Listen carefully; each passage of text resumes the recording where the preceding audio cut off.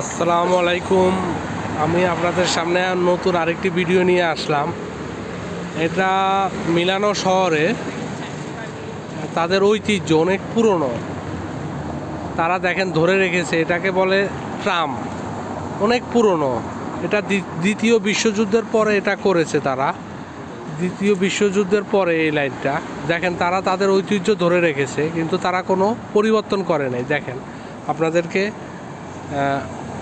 ট্রামটা দেখাবো, দেখেন।